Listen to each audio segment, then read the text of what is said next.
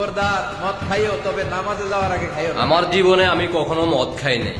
আমার জীবনে কখনো আমি মদ খাই নাই। মদ কেমন দেখতে, কেমন টেস্ট, কেমন এগুলা খাইলে কেমন আসে, শরীরের মধ্যে কি আসে, কি ভাব আসে, এটা আমার জানা নেই। তবে যেহেতু আমাদের আজারি হুজুর বলছে মদ খাইলে উপকার আছে, তো মদ খাইলে আবার ক্ষতিও আছে, বেশিরভাগ ক্ষতি।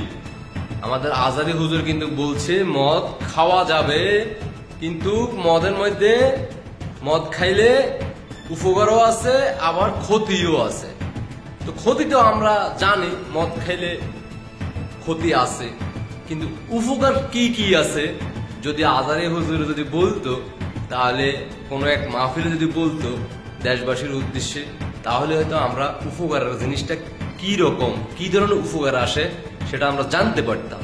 তাহলে হয়তো আমরা একটু দেখতাম খাইয়া যে আসলে হয় কি না। আমাদের আজারি হুজুর কোনো উপকার যে আছে, এটা কি কোনো ধরনের পরীক্ষা নিরীক্ষা করছে কিনা, মানে খাইয়া কি দেখছে কিনা যে কেমন ধরনের উপকার, জানি না, আল্লাহ ভালো জানে। যাক, আমাদের আজারি হুজুরে কি বলে এখন আমরা শুনি, কারণ আমার তো বিশ্বাস হবে না। আমাদের আজারি হুজুরে বলছে, যারা আমাদের আজারি হুজুরের ভক্ত, আমি একজনও কিন্তু আজারি হুজুরের ভক্ত, কিন্তু দুর্ভাগ্য হলো সত্য, ভিতরের রূপটা আসলে কি বাঙালি জাতি হিসেবে জানতে পারি না। হ্যাঁ, আমরা ইসলামকে নিয়ে আমাদের পিছনে ইসলামের মুখোশ কইরা ইসলামের দাওয়াত দিয়া পিছনে কিন্তু আমাদের একটা ট্যাগ আছে। সেই ট্যাগটা হলো আমরা বাংলাদেশকে অন্তর থেকে ভালোবাসি না। এই জন্যই সমস্যা। সত্যিকারে ইসলাম যদি কেউ ভালোবাসে, বাংলাদেশে কেউ বুকে হাত দিয়ে বলতে পারবো না যে সত্যি আমরা ইসলামকে ভালোবাসি, আমরা ইসলামের জন্য কাজ করি, এই কথা কেউ বলতে পারবো না। সবাইরে কিন্তু পিছনে একটা উদ্দেশ্য আছে, তারা নিজের স্বার্থের জন্য কাজ করে। দেখতে থাকুন আমাদের প্রিয় বক্তা আজারি হুজুর কি বলে, শুনতে থাকুন। মদ খেত, আল্লাহ আয়াত নাযিল করলেন, ইসমুহুমা আকবারু মিন নাফইহিমা, মদের মধ্যে উপকারও আছে আবার ক্ষতিও আছে, তবে উপকারের চেয়ে ক্ষতি বেশি। এই আয়াত যখন নাযিল হলো, সাহাবারা মদ খাওয়া একটু কমিয়ে দিলেন, তারপরও সাহাবারা মদ খায়।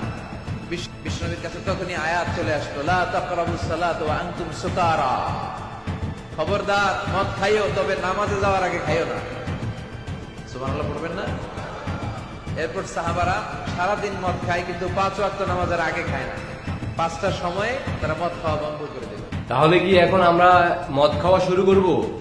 যারা এখনো মদ খান নাই, মদের কিন্তু উপকার আছে, মদ খাইলে উপকার আছে। তাহলে এখন থেকে আপনারা সবাই যারা যারা এখনো মদ খান নাই, অনেক বছর হয়ে গেছে, বয়স বাইরে গেছে, জীবনে আর আনন্দ ফুর্তি তো জীবনে কিছুই করতে পারেন নাই, একটু মদ খেয়ে দেখেন, আনন্দ করেন, ফুর্তি করেন। উপকার আছে, ক্ষতি তো আছে, ক্ষতিটা পরে চিন্তা। যদি উপকারের ফাংশনটা আছে, তাহলে উপকারটা কাজে লাগাই দিন, একটু উপকারের আসুক নাকি। আশা করি দেশবাসী বুঝতে পারছেন। সবাইকে অসংখ্য ধন্যবাদ।